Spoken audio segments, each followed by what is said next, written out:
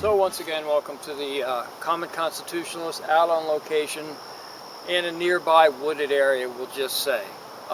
Relatively secluded, away from the traffic. I live in the suburbs, adjacent to a city in New Hampshire, so I have to kind of try to find some secluded areas where you don't hear cars and people screaming. Maybe occasional gunshot. No, I'm kidding. This is new. Well, whatever. Maybe the occasional overdose from opioids. There you go, since we're apparently the opioid capital of America or something like that. But today, anyway, I want to discuss one topic and one topic only, and this is Senator Ben Sasse of Nebraska put out a very lengthy Facebook post. It's like 4 or 5 pages long. I don't know how much I'm going to get through today, but we'll see. And it's about it's about Charlottesville and racism and Trump and white supremacy and all that other nonsense. So we'll talk about that today on the Common Constitutionalist.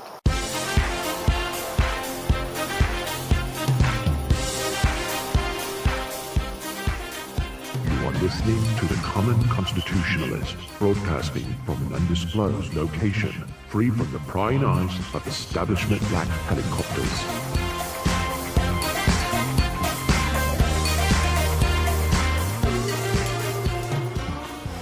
Alright, so welcome.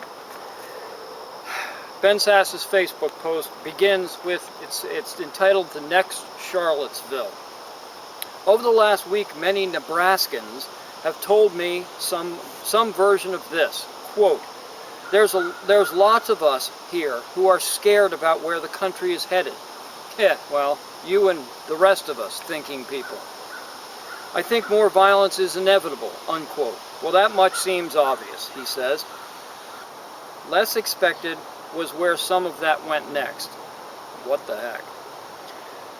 One of my constituents, a fairly energetic Trump supporter and a middle-aged man, told me, quote, to be clear, I think the alt-right are a bunch of a-holes. He didn't say a-holes, and he didn't write blank holes. He wrote a-holes.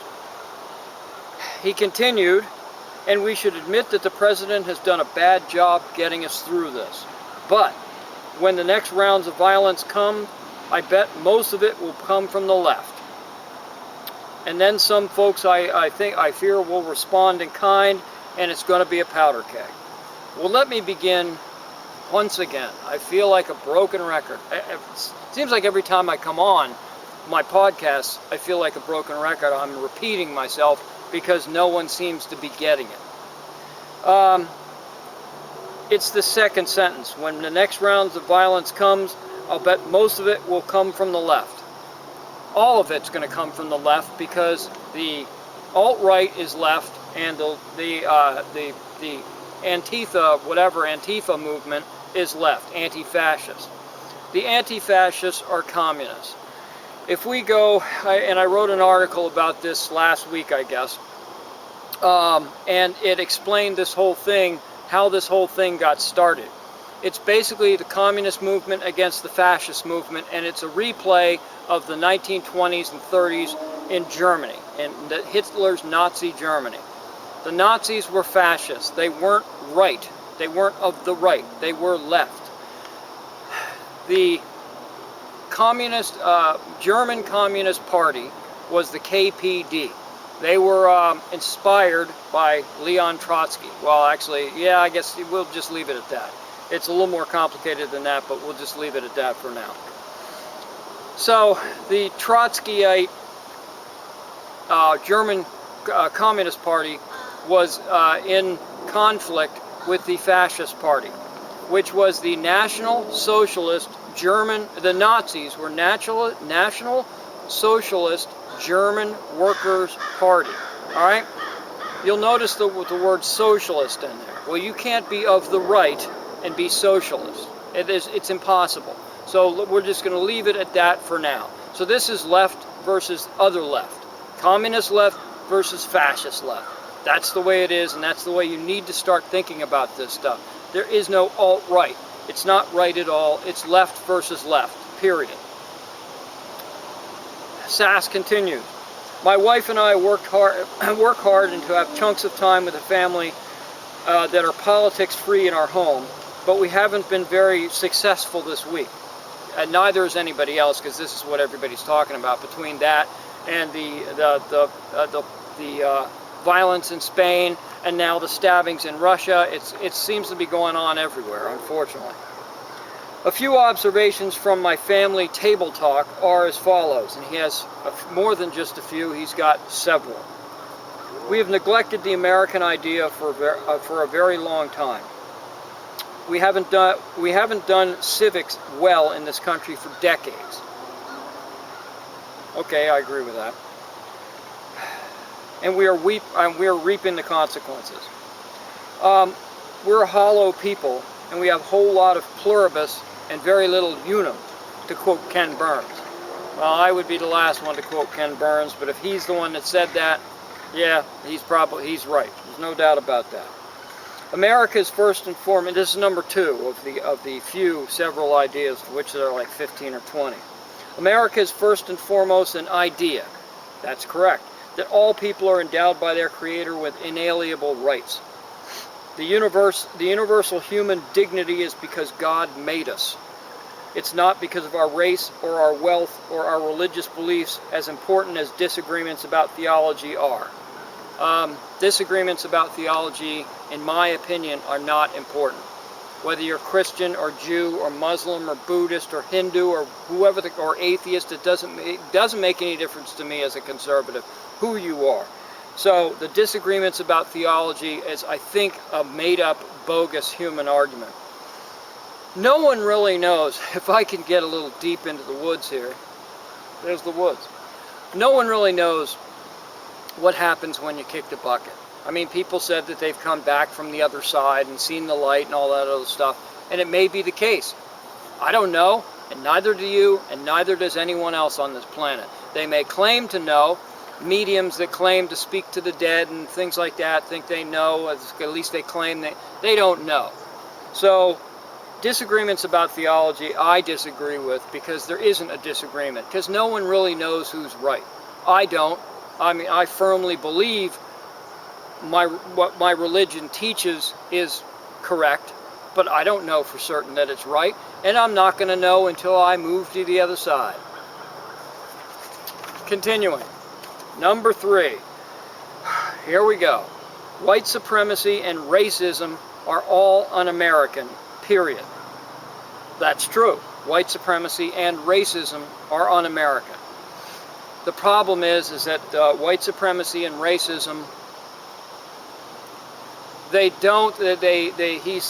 he's kind of working around the margins here.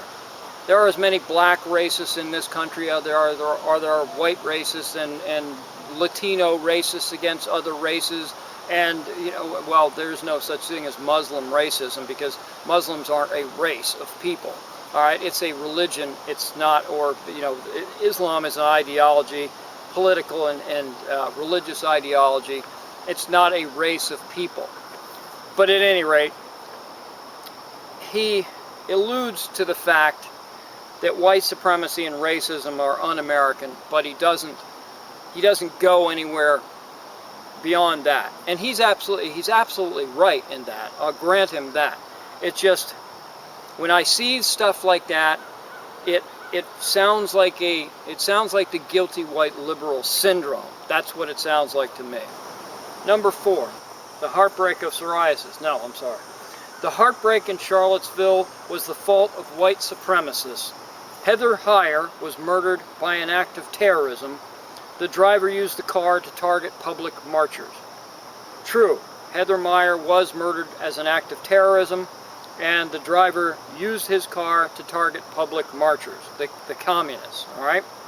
But the heartbreak in Charlottesville was not just the fault of the white supremacists. I am not sticking up for the white supremacists. Those guys, like I said, they're Hitlerian fascists. Who the heck could stick up for those morons? But they're as dopey as the communists are. And the problem is when you put oil and vinegar together, or you put a high acid and a high alkaline together, nothing good's going to come of that. It's just that simple. All right, they don't mix, and it's likely to be explosive. That simple. So it's not just the fault of the white supremacists. They came out and they made asses of themselves. We all know that because they are a bunch of a-holes. There's no doubt about that. But so are the communist protesters, the guys that come out there and antagonize the white supremacist, Nazi, whatevers they are. I'm not going to say alt-right because they're not. That's where you get the clash. They could march, they could do their hate speech and whatnot, which is constitutionally protected. Of course, hate speech is constitutionally protected. Love speech doesn't need to be constitutionally protected because everybody loves it. All right? At any rate, so I find fault in that sentence that the heartbreak in Charlottesville was the fault of white supremacists. It wasn't just the fault, it was the fault of the mixture of the two. You put those two together, you allow those two to commingle, nothing good's going to come of it. There's going to be violence. That's it. It's just the way it's going to be. Number 5. Sadly, I think that this pessimistic Nebraska, I think that the pessimistic Nebraskans I've been with this week are right, and that there are more violence towards public assemblies in the future. Of course there are, as long as you don't keep these people, if the officials, heck, if you got to call out the National Guard and you put a demilitarized zone between the two factions, or you put one on one block and you put one on the other block, parallel to one another, and you block them off so they can't see each other, then that's the way it has to be. I'm sorry. It doesn't mean we're taking your rights to free assembly away. We're just making you assemble over here, and you're going to keep these people over here, and that's going to keep the peace. And they can march, and they can wave their Nazi flags, and the other ones can wave their Soviet Union flags, and everybody will be happy being jackweed communists and fascists. That's the way you have to do this. Otherwise, you've got a powder keg. It's just that it's elementary, man. Okay, number 6. I expect that violence will come when white supremacists and the alt-right fight anarchist groups aligned with the extreme left. Let's see. I expect that violence will come when white supremacists and the alt-right fight against anarchists aligned with the extreme left. Well, again, picture a metronome, if you will. A metronome swings from the right to the left. Extreme, right, left, right, left. There are degrees of right and there are degrees of left. There are no alternative rights and lefts. Okay? It stays on a plane, two-dimensional plane, and it swings from right to left. It's that simple. There are no alternatives. There are just extremes of right to left.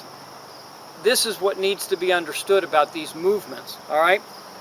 Unfortunately, for the white supremacists and the Antifa, anti-fascist or communist movement, it starts in the middle and it swings left, and it stays left, and it keeps swinging left, and it's just pinned left. Unfortunately, it's like two fighting metronomes that are pinned left. They never sway to the right. They never go to the conservative side, which is the right. That's where, again, a lot of these people are misleading the American public either through ignorance or because they have an agenda. I don't know what Sasse's deal is. I liked Sasse, but I think he's just a little bit off on this. Number 7. What will happen next? Anyone could guess, but I could guess because without keeping these groups apart, you know what's going to happen. And they're going to move on to the next city. I doubt that Donald Trump will be able to calm and comfort the nation in that moment. He and lots of others will probably tell an awful combination of partial truth and outright falsehoods. On top of the trust deficits that are already baked so deeply in, unity will be very hard to come by. Well, I hate to break the news to Mr. Sasse, who apparently puts great stock in the federal government. No politician is going to be able to talk the public into unity. It's not going to happen. I'm sorry, but it just isn't going to happen. That's just it's disingenuous at best for Ben Sasse to say that. The fact is, and I hate to say this, and I almost wrote about this the other night and thought better of it, but I'm just going to go ahead and say it. The only way that this country's going to unify at this point in time is to have a common enemy. That's the only way, all right? Let's take North Korea, for example. You know what? We're going to take a quick break, and then we'll discuss North Korea after the break. Because people might, well, whatever, who cares? This is my podcast. I can do what I want and say what I want within reason. So we'll be right back after this break.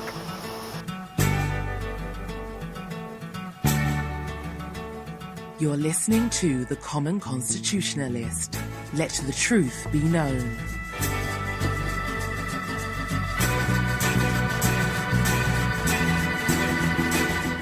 All right, welcome back. How did we get from Antifa to the white supremacist movement, Ben Sasse to North Korea? Well, we got there when I said that we need a common foe to unify us. It happened at 9/11. Okay, everybody was at their, you know, at their people's throats. People just, George Bush was not doing well. Republicans and Democrats basically have hated each other for a long time, and that just hasn't gotten any better. So it happened in 9/11 when the explosion hit, and all Americans were affected by this, because the terrorists, they didn't care about your race, your creed, your color, your religion, your nothing. Everybody got blown up in those Twin Towers, the Pentagon, and went down in that Pennsylvania field. It didn't make any difference who you were, what religion you were, what race you were, anything. It didn't make any difference to the terrorists. They tried to kill everybody because they were American or lived in America or whatever it was. That's why we unified, because it didn't matter. We had a common enemy to fight against. North Korea.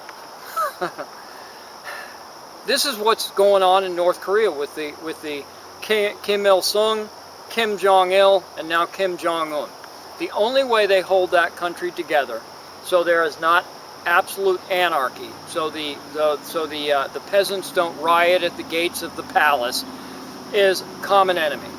They have to, Kim Jong-un and the state-run media, now they have an advantage over everyone else, is that they block out everything. There's no internet access there, there's no freedom of speech, there's no freedom of thought, there's no freedom of anything in that country. And they block off all outside sources of news, and so that's the way they keep everybody stupid, ignorant. The other reason is they're always ginning up enemies, either South Korea or Japan or us or whomever. It doesn't make any difference. They have to do this in order to keep the country unified against a common enemy. That's the only way they can hold this powder keg together, because if they didn't have that, then the people would start to look inward instead of outward for their enemy, and they'll find them in Kim Jong-un and his family business, for want of a better term. I hate to say it, but this is the same thing about this country. We are so fractured right now that we need a common enemy. I don't mean to say that we need to have the Chrysler building blown up, or the what's that thing in Seattle, the big restaurant, the Space Needle. Then we don't need that blown up in order to unify us. But we're going to need a common foe. That's the only way that we are going to be unified at this point, because we are so fractured. That's that simple. Anyway, he continues. Besides ability and temperament, I also worry that the national unity will be unlikely, because there are some whispering in the president's ear that racial division could be good for politics for them. Again, this is a disingenuous argument. There may very well be people whispering in the president's ear, but I've heard this from a number of people, acquaintances, friends of Trump, people that don't necessarily even like him, that say that this guy doesn't have a racist bone in his body. He's a businessman. He doesn't care what race or religion you are. It doesn't make any difference to him, as long as you can as long as he stands to gain either in business or whatever, all right, by your contribution. And that's fine. There's nothing wrong with that. As a CEO, you want the best people. It doesn't make any difference whether you're a Christian or a Muslim or black or white or yellow or green. It doesn't make any difference to him. And that's why this kind of stuff is just uncalled for, in my opinion. I don't think Trump's a racist. I don't think he has a racist bone in his body. And if people are whispering in his ear to divide this country in, you know, race and not politics, but the alt-right versus the alt-left and all this other alt nonsense, I don't think that's the case. I think at this point he's starting to get the picture, despite his combative attitude, that the only way that he's going to get anything done in this country is to start to try to at least unify some of us, to get some of us behind it. I've been trying to support this guy from day one, and I'm not a supporter of Trump necessarily, but I'm also not an agitator. I don't advocate against him either. I want him to succeed because the campaign promises that he gave us during the presidential campaign are good for the country, other than that stupid infrastructure bill. But building the wall, immigration, tax cuts, repealing Obamacare, all that stuff, I voted for Trump because I voted for that. I also voted against Hillary. Okay, at any rate, number 10. Bizarrely, many on the center left seem not to see that there is little that some of the president's team would love more than to transform this into a fight about historic monuments. I wrote an article yesterday that this is not about historic monuments. This is about imploding the nation. You watch and just see if I'm right on this. As I stated in the article just yesterday, the communist movement, the anti-fascists, the pro-communist movement, these anarchists, these radicals that want to tear down all these statues have made the leap of faith from Civil War statues and monuments to Revolutionary War to the Founding Fathers. What's next? When they begin to try to erase the Founding Fathers, Washington, Jefferson, Madison, the guys that wrote the Constitution and the Declaration, what's next? Logically, what else would be next? The documents themselves. The Constitution will be said to be illegitimate because we've erased Washington and Jefferson and Madison, you know, from the books, and now we have to erase their works from the books. It's just that simple. We've got to get through. And again, I've said this more than one occasion. They've been trying to do this since Woodrow Wilson was president. Read some of Wilson's speeches, and you'll see that he's been trying to undermine the Constitution and the founders ever since he was president. Look it up. Alright, this is number 12, I guess. Ben Sasse states that he's against tearing down the statues or city governments, you know, by the communists, tearing down the statues or city governments, removing them in the middle of the night. That doesn't advance the civic discussion and debates that we need. It just exacerbates the unhelpfulness on both sides of the grievance culture. He's absolutely right, and I was watching yesterday morning before we were out and about. I was watching Fox News real quick, and whoever the host was, some info babe, hat tip Rush Limbaugh, had I think she was a black mayor on or something. I can't remember where she was from, and I think she was a Democrat, and she said that the statue should be left up. And the reason why the statue should be left up is because it spawns discussion. If you're walking by with your children, and one of your children looks up at the Confederate statue and says, you know, what's that all about? You have the opportunity to explain in your own words and your own theories of it just what exactly went on, why the statues are up, maybe they should come down, or something like that. But if they're completely erased, then we've effectively rewritten history, and the children won't know good, bad, or indifferent, where we've come from and how far we've gone, how far we've come. It's just that simple. It's ridiculous, and she's absolutely right. Very intelligent interview. Anyway, number 13. Every single place that I've been this week, I've gotten a question like this. Quote, Washington and Jefferson owned slaves. Do we have to tear their statues down too? And Explorer X didn't treat Native Americans, Indians, the way that we should. Do we abandon all states west of the Appalachian Trail? Well, of course not. That would be ridiculous.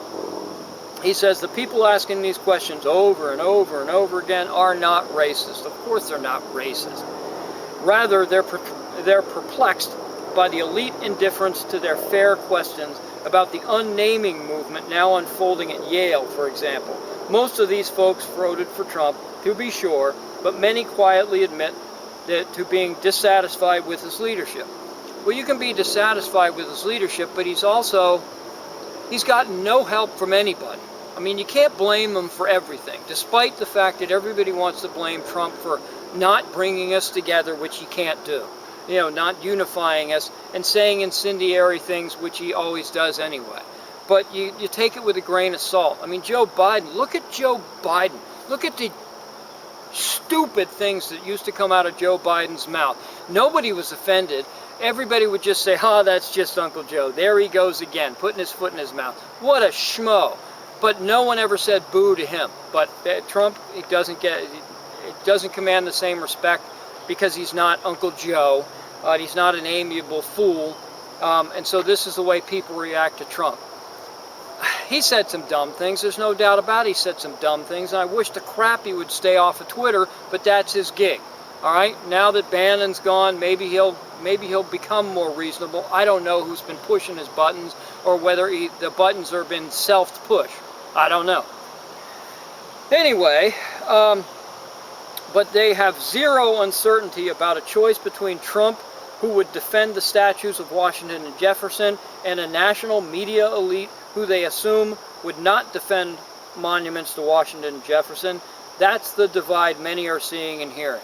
And you're absolutely right. That is a divide that many are seeing and hearing, and that's why Trump isn't going to be able to unify people.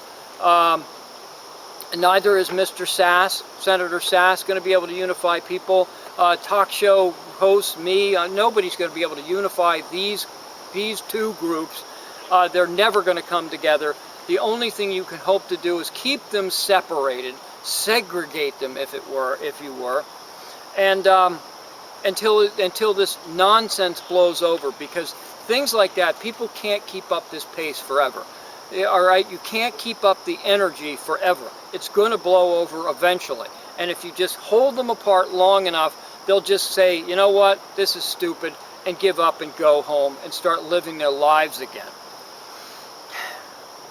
But that doesn't seem to be what people want. As a matter of fact, the mayors of some of these liberal cities are egging these people on. They want to get these people together. They're holding back the police. They're making the police stand on their hands, basically, or sit on their hands, and they just go at it.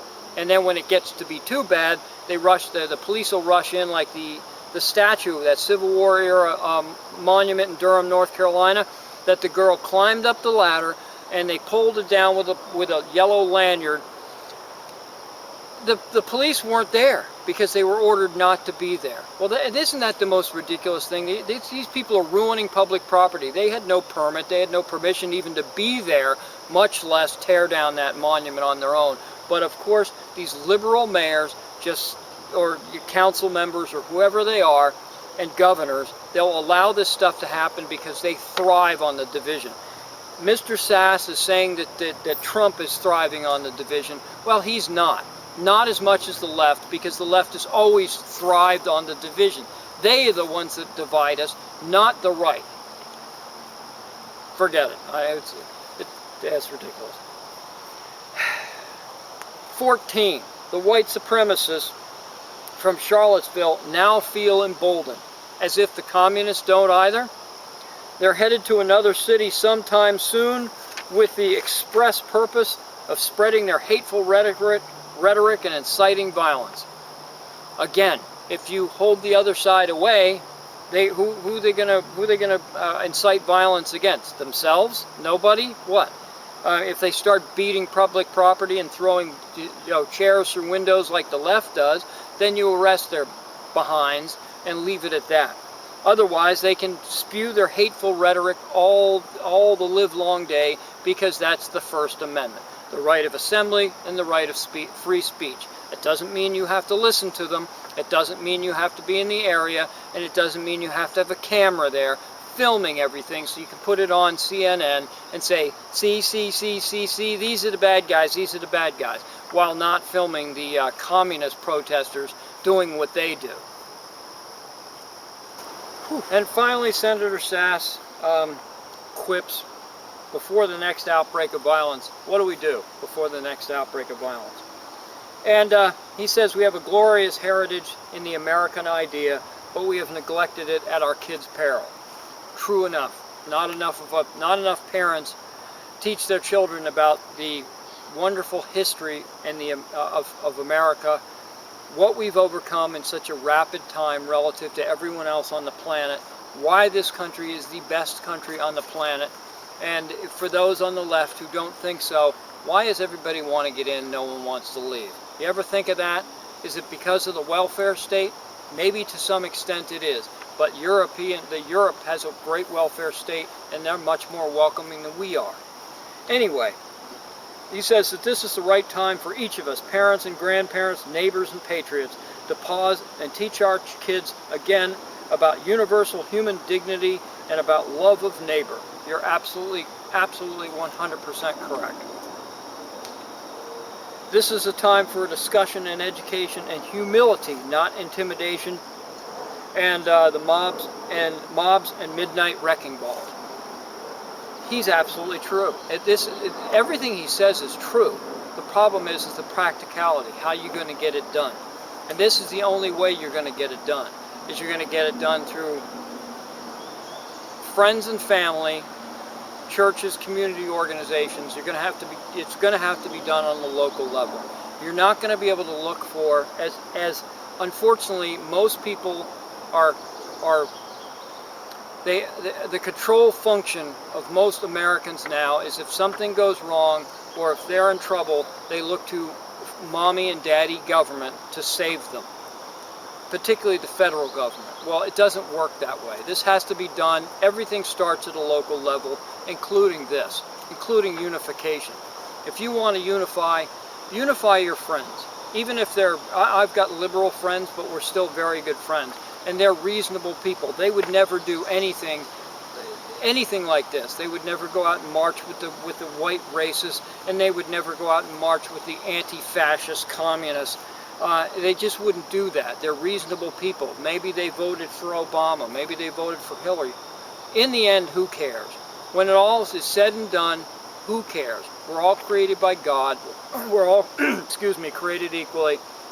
And we should treat each other with a little more dignity than what we're doing now. I don't like what's happening either. And again, I don't know how we're going to unify, but the only shot we've got is to come together in small groups, and the small groups grow and they grow and they grow. You can't look to the federal government to solve the problem. It's not going to solve the problem.